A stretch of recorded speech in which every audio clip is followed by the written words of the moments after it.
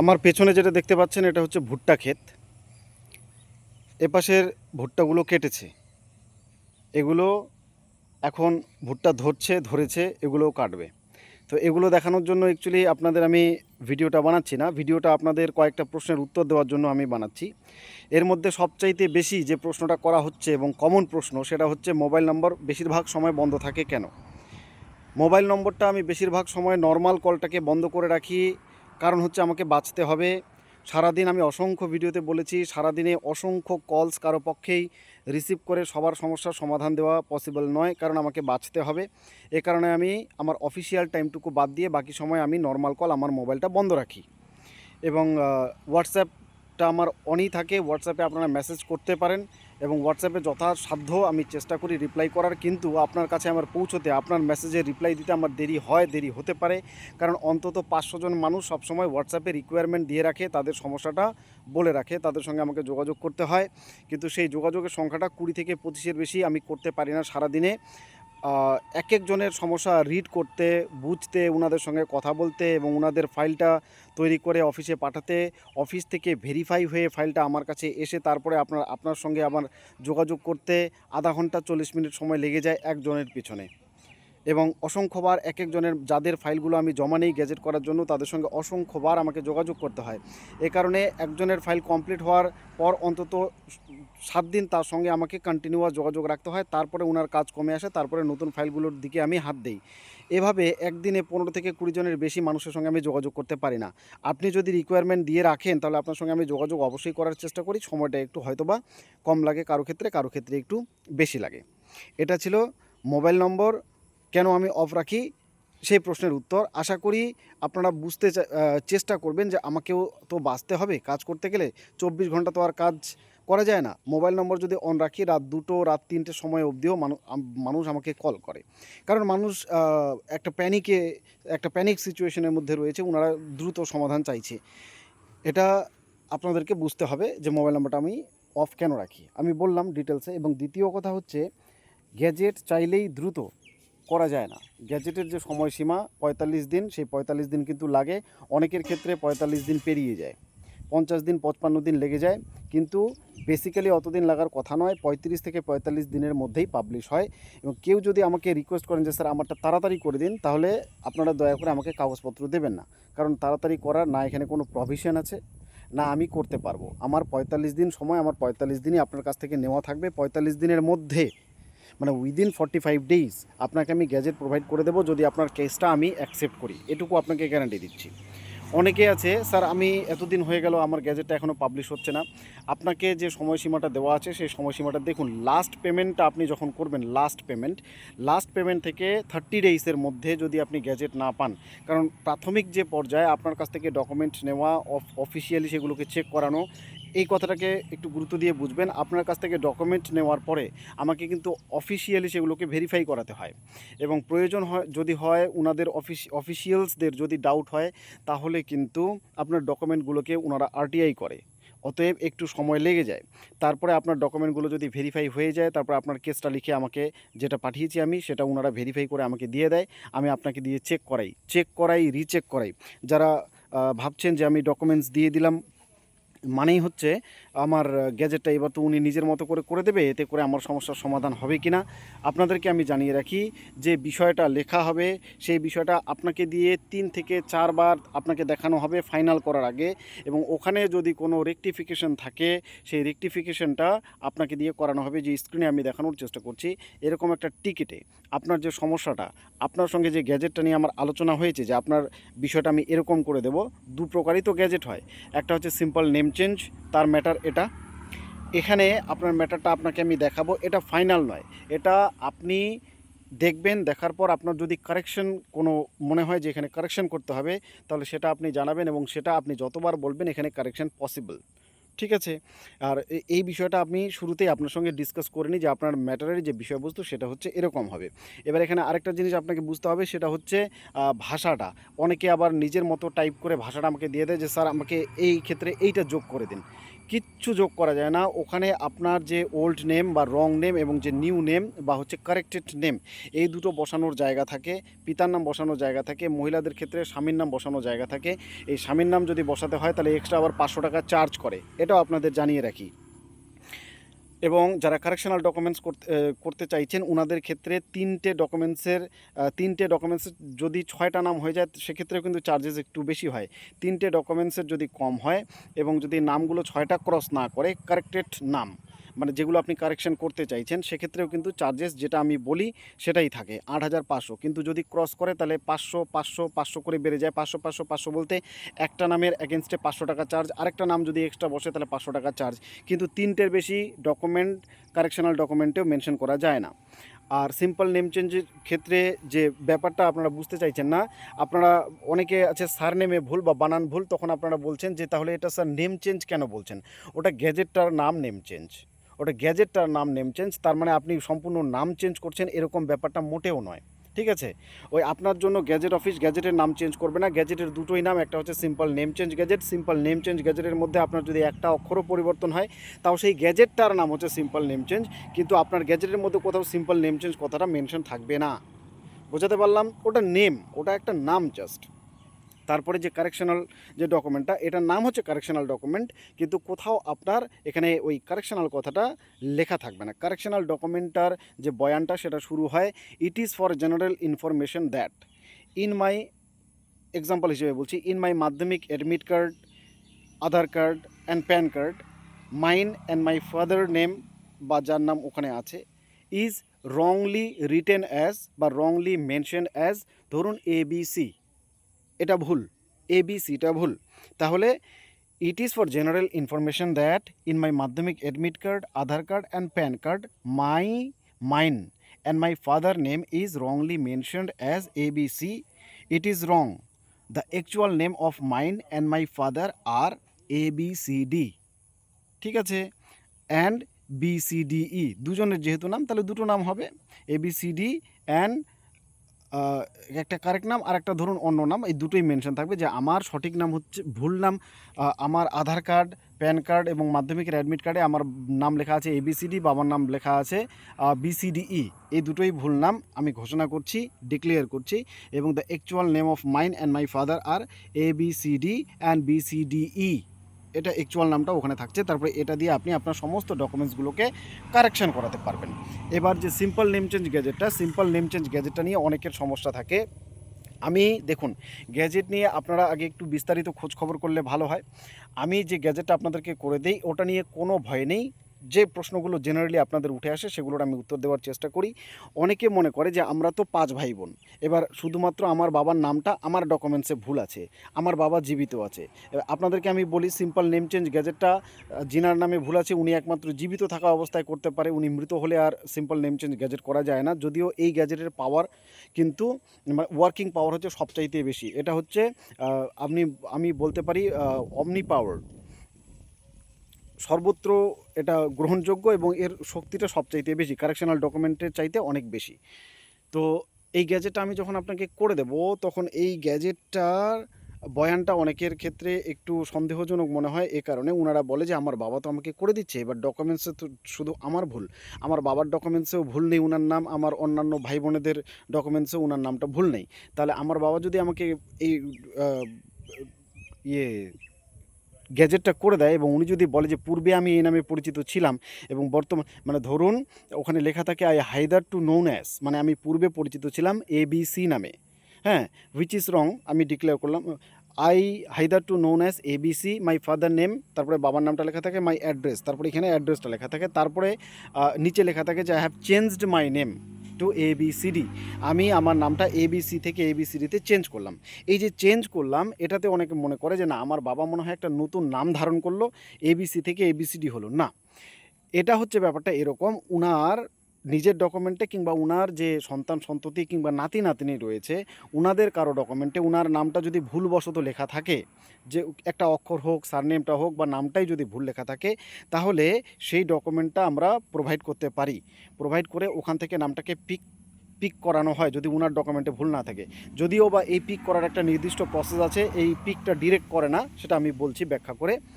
এটার জন্য একটা এসডিএম দিতে হয়, ডিক্লারেশন। উনার নিজের ডকুমেন্টে যদি দুটো নামে উপস্থিত থাকে এবিসি এবং এবিসিডি, তাহলে কোনো অসুবিধা হয় না, এক্সট্রা চার্জেস লাগে না। কিন্তু উনার ডকুমেন্টে যদি দুটো নাম উপস্থিত না থাকে, উনার ডকুমেন্টে সঠিক নামটা থাকে এবং সন্তান সন্ততি বা নাতি নাতনিদের ডকুমেন্টে যদি ভুল নামটা থাকে, তাহলে যেহেতু এটা উনার ডকুমেন্ট নয়, তাহলে এই দুই ডকুমেন্টে উপস্থিত ব্যক্তি দুইজন ব্যক্তি ধরা হয়। এটাকে একটা ডিক্লারেশন, এসডিএম ডিক্লারেশন অর্থাৎ হচ্ছে ম্যাজিস্ট্রেট ডিক্লারেশনের মাধ্যমে এই আমাদের প্রুফ করতে হয় যে এই ডকুমেন্টের ব্যক্তি আসলে সেম ব্যক্তি। তখন আমাদের কি করতে হয়, এসডিএমটা বানিয়ে যে ডকুমেন্টগুলো আপনাদের সাবমিট করি, সে একই সাথে এই এসডিএম দিয়ে আমি দেখানোর চেষ্টা করছি সেই এসডিএমটা, যদি আপনারা একটু দেখেন।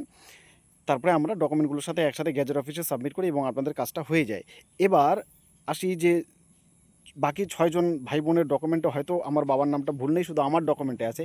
তাহলে আমার বাবা যে গ্যাজেটটা বানিয়ে দিল আমাকে, এটা শুধুমাত্র আমার ক্ষেত্রেই প্রযোজ্য। মানে যে এটাকে ইউজ করবে, যার ইউজ করার অপশন রয়েছে, জায়গা রয়েছে, শুধুমাত্র তার উপরেই প্রযোজ্য। বাকিদের উপরে না এটা কোনো এফেক্ট করবে, না কোনো ক্ষতি করবে, না তারা কাজে লাগাবে বা লাগাতে পারবে। লাগাতে চাইলে পারে, কিন্তু তাদের প্রয়োজনে নেই। অতএব তাদের উপরে এটা প্রযোজ্য নয় এবং যিনি বানিয়ে দিচ্ছেন তার উপরেও প্রযোজ্য নয়। এটা গ্যাজেট শুধুমাত্র সমস্যা দূর করার জন্য, সমস্যা সৃষ্টি করার জন্য নয়। তো উনি যখন বলছেন যে আমার ডকুমেন্টে তো আমার নামটা ঠিকই আছে, আমার ছেলের ডকুমেন্টে নামটা ভুল আছে, তাহলে আমি কেন ঘোষণা করব যে পূর্বে আমি এই নামে পরিচিত ছিলাম, বর্তমানে আমি এই নাম ধারণ করলাম? এইখানে কনফিউশনটা আপনাদের হচ্ছে। কারণ আমি আপনাদের বোঝাচ্ছি, দুটো নাম যে দুটো গ্যাজেটে উপস্থিত আছে, ওই দুই নামের ব্যক্তি হচ্ছে আসলে উনি। এবং এখানে 3টে নামও উপস্থিত করা যায় যদি ওনার দুটো ভুল নাম থাকে। তাহলে এলিয়াস দিয়ে এভাবে বলা যায় যে I hitherto known as ABC alias BCD। হ্যাঁ, আমার বাবার নাম অমুক, আমার অ্যাড্রেস হলো এই, এগুলো ভুল। আমি আজকে থেকে EFG নামে পরিচিত হলাম, কারণ EFG হয়তো ওনার সঠিক নাম। এবার এই যে EFG ওনার সঠিক নাম এটা ঘোষণা করলো, ওনার ছেলের কোনো ডকুমেন্টে হয়তো ABC লেখা ছিল, উনি কিন্তু এই গ্যাজেটটা নিয়ে গিয়েই ওই ABC নামটাকে রিপ্লেস করে EFG, যেটা ওর বাবা সঠিক নাম ঘোষণা করলো, ওটাকে কারেকশন করাতে পারবে ওনার সমস্ত ডকুমেন্টে। এখানে কোনো কনফিউশন থাকে না, ঠিক আছে? এবং এই গ্যাজেটটা অন্যান্য কাউকে এফেক্ট করবে না, কারো ক্ষেত্রে এটা প্রযোজ্য হবে না। শুধু যার বা যাদের ডকুমেন্টসগুলোতে ভুলগুলো রয়েছে তাদের ক্ষেত্রেই এটা, এই গ্যাজেটটা হচ্ছে প্রযোজ্য। এখানে কোনো কনফিউশন আপনারা রাখবেন না। অতএব বোঝাতে পারলাম যে সিম্পল নেম চেঞ্জ যে গ্যাজেট, এটা হচ্ছে বেস্ট গ্যাজেট এবং এটা সবার ক্ষেত্রে প্রযোজ্য। আপনার ডকুমেন্টসগুলো কারেকশন হয়ে গেলে তারপরে এই গ্যাজেটকে আপনি রেখে দিন যেখানে খুশি। আপনি চাইলে পরবর্তীতে, এটা তো আর পরবর্তীতে কাজ নেই যদি ডকুমেন্টগুলো কারেকশন করে নেন। যদি না করেন সেক্ষেত্রে সারা জীবন আপনি আপনার কাছে রেখে দেবেন, সারা জীবন যেখানে যেখানে প্রয়োজন পড়বে আপনার এটাকে সাইন করে কাজ চালাতে হবে। এই সাইনগুলো কিন্তু আপনার বাবার লাগবে। উনি যদি গত হয়ে যান তাহলে আবার সাইন করার লোক থাকবে না। এ কারণে যতগুলো কপিস পারেন একবারে প্রিন্ট করে, উনি যদি বয়স্ক হন তাহলে 50-100টা কপি একবারে প্রিন্ট করে সাইন করে রেখে দেবেন আপনার ভবিষ্যৎ সুরক্ষিত রাখার জন্য। শুধু গ্যাজেটটা পাবলিশ করালেন আর রেখে দিলেন, তারপরে উনি যদি গত হয়ে যায় তাহলে সাইন কে করবে ওখানে? ওখানে কিন্তু যিনি গ্যাজেট পাবলিশ করাচ্ছেন উনারই সিগনেচার লাগবে। অতএব অন্তত 100টা কপি আমি বলবো আপনি সাইন করে PDF করে, ওখানে তো তারিখ দেওয়ার প্রয়োজন হয় না, তারিখ আপনার গ্যাজেটে দেওয়াই থাকে, ওখানে আপনি রেখে দেবেন। আপনার যেখানে প্রয়োজন আপনি নিয়ে ওটাকে ইউজ করবেন। মানুষের পৃথিবীতে থাকার এবং চলে যাওয়ার তারিখ কেউ বলতে পারে না, কে কতটা বয়স্ক, কে কতটা ইয়াং, তার উপরেও ডিপেন্ড করে না। এ কারণে আমি কথাগুলো আপনাদেরকে বলছি। আরেকটা কথা হচ্ছে, যখন আপনারা কোনো অফিসে যাচ্ছেন আপনার এই গ্যাজেটটা নিয়ে এবং সেখানে আপনাদের মনে হচ্ছে যে গ্যাজেটে তো কিছুই লেখা নেই, জাস্ট বয়ানটা আছে, তাহলে আপনাদেরকে বলেছি গ্যাজেটের প্রথম যে পেজটা সেটা এবং যে পেজে আপনার নাম আছে এটা, এই দুটো পেজ আপনাকে প্রিন্ট লাগে। গ্যাজেটের প্রথম পেজে ওখানে ডিটেলস লেখা আছে এবং তারিখও লেখা আছে। আপনি যখন অফিসে গ্যাজেটটা জমা দিচ্ছেন না, আপনার গ্যাজেটটা চোখ বন্ধ করে ওনারা আপনার কাজটা করে দিচ্ছে না, কিন্তু ওনারা সঙ্গে সঙ্গে অনলাইনে চেক করে নিচ্ছে যে এই ডেটে এই পেজে আপনার নামটা রয়েছে কি না। তারপরেই কিন্তু আপনার কাজগুলো ওনারা করে, তার আগে কিন্তু করে না অন্ধের মতো। কারণ গ্যাজেটে তেমন কিছুই থাকে না, একদম সত্যি। এটা চাইলে এই যুগে স্পেশালি যে কেউ ডুপ্লিকেট করতে পারে। তো এই কারণে অনলাইনে চেক করাটা বাধ্যতামূলক। অনলাইনে এই কারণে গ্যাজেটটা পাবলিশ হয়, অফলাইনে হয়ও না। আপনারা গ্যাজেট বাড়িতে বসেই পেয়ে যাবেন। আমি তো হোয়াটসঅ্যাপের থ্রু পাঠাই আপনাকে, আপনি নিজেও চাইলে অসংখ্যবার এটাকে ডাউনলোড করতে পারেন, অসংখ্যবার এবং আজীবন ডাউনলোড করতে পারেন। এটা ওয়েবসাইটে সবসময় অফিসিয়াল যে ওয়েবসাইট রয়েছে গ্যাজেট, সেখানে অ্যাভেলেবেল থাকে। আপনি চাইলে 50 বছর পরেও এটাকে ডাউনলোড করে প্রিন্ট করে ইউজ করতে পারেন।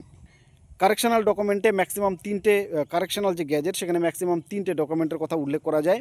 সেই 3টে ডকুমেন্ট যেগুলো আপনি উল্লেখ করাবেন শুধুমাত্র সেই ডকুমেন্টগুলোই কিন্তু কারেকশন করাতে পারবেন।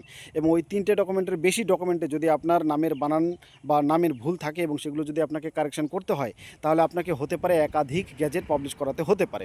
মানে একটা গ্যাজেটে যদি 3টেই ডকুমেন্ট বা 3টের কম ডকুমেন্টে আপনার ভুল থাকে, তাহলে একটা গ্যাজেটে হয়ে যাবে। যদি 4টে হয়, 4টে ডকুমেন্টে ভুল থাকে এবং ভুলগুলো যদি সেম থাকে, তাহলে হয়তো একটাতে হয়ে যাবে। ভুলগুলো 4টেই যদি আলাদা আলাদা হয়, তাহলে আপনাকে মিনিমাম 2টো এবং 6টা যদি ক্রস করে যায় ভুল, এবং ভুলগুলো সেম হলে আবার অ্যাগেইন ওই একটা গ্যাজেট দিয়ে হয়ে যাবে, সমস্তগুলো কারেকশন করাতে পারবেন। কিন্তু 6টা ডকুমেন্টে যদি আলাদা আলাদা ভুল থাকে, তাহলে কিন্তু আপনাকে মিনিমাম 2টো গ্যাজেট পাবলিশ করাতে হবে।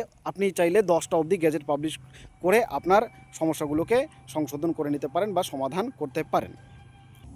এবার আপনাদের বলছি যে আমি গ্যাজেটের কাজ আপাতত বন্ধ রেখেছি, কারণ আমার অনেকগুলো কেসেস পেন্ডিং হয়ে আছে এবং আমার যে ভেন্ডারশিপ ওখানে 300-র বেশি গ্যাজেট আমি একবারে জমা দিতে পারি না।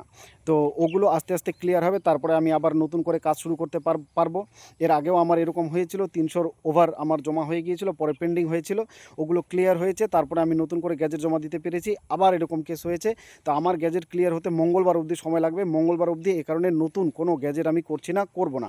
আমার নতুন করে গ্যাজেটের কাজ শুরু হচ্ছে আগামী বুধবার থেকে। আপনারা যারা নতুন করে গ্যাজেট করতে চাইছেন, আগামী বুধবার থেকে আমার সঙ্গে যোগাযোগ করবেন, আমি করে দেবো। এই মঙ্গলবার অবধি নতুন গ্যাজেটের কোনো কাজ নয়। তবে যাদের পুরনো গ্যাজেটগুলো, মানে যারা আমাকে গ্যাজেটের জন্য ডকুমেন্ট দিয়ে রেখেছেন, ফাইল তৈরি হয়েছে, তাদের কাজগুলো যথারীতি যেমন চলছে তেমনই চলবে। আপনাদের সঙ্গে আমি কন্ট্যাক্ট করব। আপনাদের যে ইনস্ট্রাকশন দিচ্ছি সেই ইনস্ট্রাকশন অনুযায়ী কাজ করুন, আপনাদের গ্যাজেটগুলো যথা সময়ে আপনারা পেয়ে যাবেন, হয়ে যাবে। আরেকটা কথা বলি, এটা হচ্ছে বিশ্বাস। অনেক মানুষ আমাকে ফোন করে আধা ঘন্টা 25 মিনিট কথা বললো, তারপরে ওনারা আমাকে টাকাটা দেওয়ার বিশ্বাস পায় না। আপনারা দয়া করে আমার সঙ্গে যোগাযোগ করবেন না। আমার মতো প্রচুর মানুষ পাবেন যারা আপনার সঙ্গে গ্যাজেট করে, আমার মতো গ্যাজেট করে দেয়, তাদের সঙ্গে যোগাযোগ করুন। দেখবেন রেটের ডিফারেন্সটা যখন আমি এটা জানি, আমি এটা খোঁজও পেয়েছি, যখন রেটের ডিফারেন্সটা ওনারা জানতে পারে তখন দৌড়ে আবার আমার কাছে ছুটে আসে, তখন বলে দাদা কিওয়ার্ডটা দিন। তো এই যখন অবিশ্বাসের যখন এই বাতাবরণটা তৈরি হয়, তখন আমার ভীষণভাবে খারাপ লাগে। আমার ফেসবুক, আমার ইউটিউব চ্যানেল, আমার ফেসবুক প্রোফাইল, এই 3টে জায়গাতেই আমি আপডেট দিয়ে থাকি। কোথাও একটা নেগেটিভ কমেন্ট আমাকে দেখাবেন টাকা পয়সা নিয়ে, একটা নেগেটিভ আপনি কমেন্ট আমাকে দেখাবেন। এতগুলো কমেন্টের মধ্যে আমি চ্যালেঞ্জ দিয়ে বলছি, যদি কেউ থেকে থাকেন যাকে আমি 1 টাকা বঞ্চিত করেছি, অন্তত 50 জন মানুষ আছে যাদের টাকা আমি ফিরিয়ে দিয়েছি, 15,000 20,000 টাকা অবধি আমি ফিরিয়ে দিয়েছি। কেন দিয়েছি? কারণ তাদের কেসগুলো নিয়ে অনেক লড়াই করেছি, লড়াই করার পরেও আমি কেসগুলো করে দিতে পারিনি। আমি নাম বলে দিতে পারি এবং তাদের কন্ট্যাক্ট নাম্বারগুলো আপনাদেরকে দিয়ে দেবো। আপনারা তাদের সঙ্গে যোগাযোগ করে, আমি তো অনেককে দেইও যে ইনার সঙ্গে যোগাযোগ করুন, ইনার গ্যাজেট করে দিয়েছি, ইনি কীভাবে ওনার তারপর ডকুমেন্টগুলো কারেকশন করালেন, ইনার সঙ্গে একটু কথা বলে নিন। যাদের ডাউট হয় যে কারেকশন করাতে পারবো কিনা, এবং যাদের টাকা পয়সা নিয়ে ডাউট হয় তাদেরকে বলবো আমি যোগাযোগ করতেই না। আপনারা দয়া করে আমার সঙ্গে যোগাযোগ করবেন না।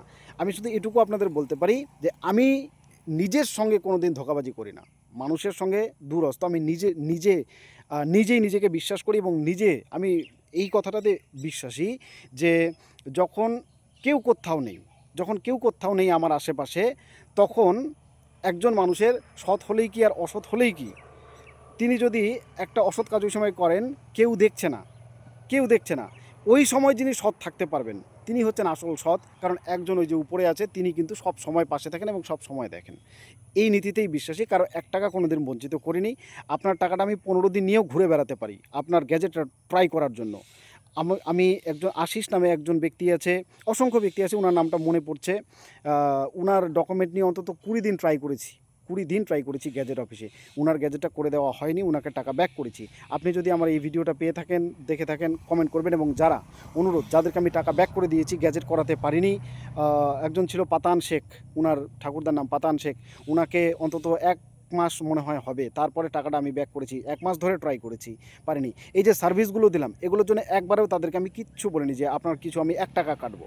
আমি তাদের কথা দিয়েই নিয়েছিলাম, বলেছিলাম যে আমি গ্যাজেটটা করে দেবো, পারিনি। আমি দুঃখিত তার জন্য। কেন পারিনি? কারণ যে ডকুমেন্টগুলো রিকোয়ারমেন্ট সেগুলো আলটিমেটলি ওনারা প্রোভাইড করতে পারেনি, এ কারণে হয়নি। তো এরকম অসংখ্য মানুষ আছে যাদের টাকাগুলো আমি ব্যাক দিয়েছি। আমি এই কথাগুলো আপনাদের কেন বলছি? কারণ ব্যথা পাই, ভীষণভাবে ব্যথা পাই যখন মানুষে অনেকক্ষণ কথা বলার পর সমস্ত কিছু ডকুমেন্টগুলো আমাকে পাঠিয়ে দেয়, তখন ওনাদের বিশ্বাসের কথাটা আসে না ওনাদের মনে। যখন আমি বলি যে পেমেন্টটা করুন, কীভাবে পেমেন্ট না পাওয়া অবধি আপনার ডকুমেন্ট আমি অফিসে পাঠাবো না, এটা আপনারা জেনে নিন, কারণ অফিস থেকে আমাকে প্রচুর পরিমাণে এর জন্য হ্যারাস হতে হয়েছে। আমি ডকুমেন্ট পাঠিয়ে দিয়েছি অফিস থেকে, একদম রেডি, ভেরিফাই করে ডকুমেন্ট একদম রেডি। ওনারা বলছে যে এবার পেমেন্টটা করুন, কেসটা করে দিই। তখন যখনই আপনাকে পেমেন্টটা করতে বললাম, আমি ভাবি, আমি পরে আসবো, আমি দেখি একবার ভেবে ইত্যাদি বলে আপনি চলে যান। তারপরে আমার আমার যে ক্রেডিট সেটা কিন্তু ডিসক্রেডিট হয়ে যায়। আমার অফিসে আমার যে ভেন্ডারশিপ সেটার উপরে কিন্তু এফেক্ট করে। এ কারণে আপনার ডকুমেন্টস স্টাডি করার পর আমি যদি বলে দিই আপনার গ্যাজেট হবে, তার মানে 100% হবে। এবং আমি যদি ডাউট রাখি যে আপনারটা আমি চেষ্টা করব, তাহলে চেষ্টা করব। কিন্তু দু ক্ষেত্রেই কিন্তু পেমেন্টটা করতে হবে, এবং পেমেন্টটা থ্রু অনলাইন কিউআর কোডের মাধ্যমে বা আমার মোবাইল যে নাম্বার আপনাকে দিয়ে থাকি সেখানেই পেমেন্টটা করতে হবে। আপনি যদি বাড়ি আমার আসেন তাহলে ক্যাশে পেমেন্ট করতে পারেন, সেটা আলাদা কথা। অনেকে আমার বাড়িটা দেখে তারপরে পেমেন্টটা করতে চাইছেন, তাদেরকে আমি এই কথাটা বলেছিলাম যে আপনি আমার বাড়িতে আসলেন, অনেকে এসেওছেন, ভিজিট করে গেছেন, নো প্রবলেম। এখানে এসেও ডকুমেন্ট দিয়ে গেছেন, পেমেন্ট করে গেছেন, তারপরে তাদের কাজটা চলছে যথারীতি। তো আপনি ওই মালদা থেকে, নদিয়া থেকে, মুর্শিদাবাদ থেকে, বীরভূম থেকে যোগাযোগ করে বলছে যে আপনার বাড়িতে যাব স্যার, তারপরে আমি টাকা পয়সাটা ইত্যাদি ব্যাপার আছে, আপনি চলে আসুন। আচ্ছা, আপনি আমাকে 5,000 টাকা দিলেন, তারপরে চলে গেলেন। আপনার 5,000 টাকা আমার বাড়িটা দেখার পরে আমি যদি আপনাকে না দিই, আপনি কী করতে পারবেন? বারাসত থেকে আমার কী করতে পারবেন? কিছু করতে পারবেন? আপনাকে তো কোনো প্রমাণই দিচ্ছি না আমি। অফলাইনে যখন আপনার কাছ থেকে টাকাটা নিচ্ছি, আপনি কী করতে পারবেন? হ্যাঁ? একটা নেগেটিভ কমেন্ট দেখান। আমার এতগুলো যে পেজ আছে, যে চ্যানেলটা আছে, একটা নেগেটিভ কমেন্ট দেখান যে কারো আমি 1 টাকা আজ অবধি এদিক সেদিক করেছি। এই জন্যই বলছি, আপনি যখন আমাকে অনলাইনে ট্রানজ্যাকশনটা করছেন, আপনার কাছে একটা প্রুফ থাকছে যে আপনি আমাকে টাকা দিয়েছেন। কিন্তু অফলাইন পেমেন্টের কোনো প্রুফই থাকে না। অনলাইন পেমেন্টের গভর্নমেন্টের কাছেও একটা হিসাব থাকে ট্রানজ্যাকশনের, এবং আমাকে তার জন্য যে আইটি ফাইল রয়েছে, আমাকে একটা পাই টু পাই হিসাব দিতে হয়। আশা করি বোঝাতে পারলাম। এই নিয়ে আমি দ্বিতীয়বার আর কোনো কথা বলবো না। শুধু রিকোয়েস্ট করবো তাদেরকে, যারা অবিশ্বাসী তারা প্লিজ কন্ট্যাক্ট করবেন না। খুব অসুবিধা হয় কাজ করতে, খুবই অসুবিধা হয়। আর যারা গ্যাজেট আমাকে জমা দিয়েছেন তারা ঘন ঘন আমার সঙ্গে যোগাযোগ করবেন না, এটাও হচ্ছে অনুরোধ। আমি আপনার সঙ্গে কন্ট্যাক্ট করবো, কাজগুলো করে নেওয়ার দায়িত্ব আমার, কারণ 45 দিনের মধ্যে গ্যাজেটটা করে দেওয়ার কথা দিয়েছি আপনাকে আমি। অতএব আমি যখন প্রয়োজন পড়বে আপনার সঙ্গে কন্ট্যাক্ট করবো। ঘন ঘন একদিনে 3বার 4বার খোঁজ নেওয়ার কিচ্ছু নেই।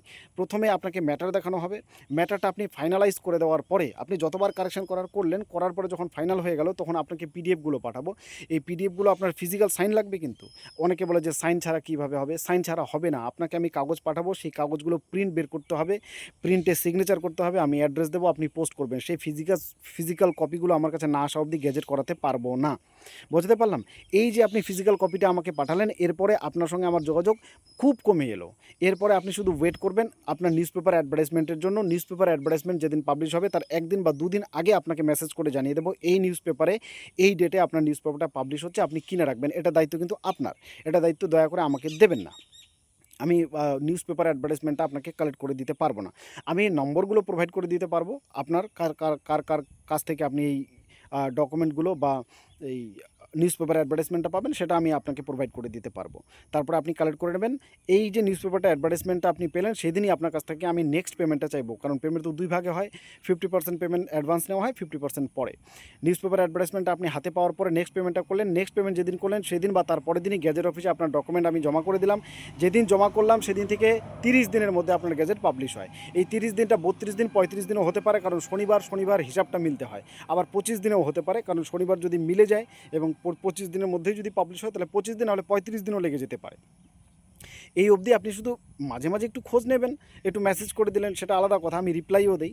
কিন্তু অনেকে আছে দিনে 3বার 4বার কল না করলে ওনাদের খুব সন্দেহ হয় যে এবার মনে হয় আমার টাকাটা মাইরে গেল। তো যারা এরকম অবিশ্বাসী, প্লিজ আপনারা কাইন্ডলি গ্যাজেটটা দেবেন না। আপনাদের সঙ্গে কাজ করতে আমার ভীষণ অসুবিধা হয়। আরও যে কথাগুলো বাকি থাকলো সেগুলো পরে ভিডিওতে বলছি।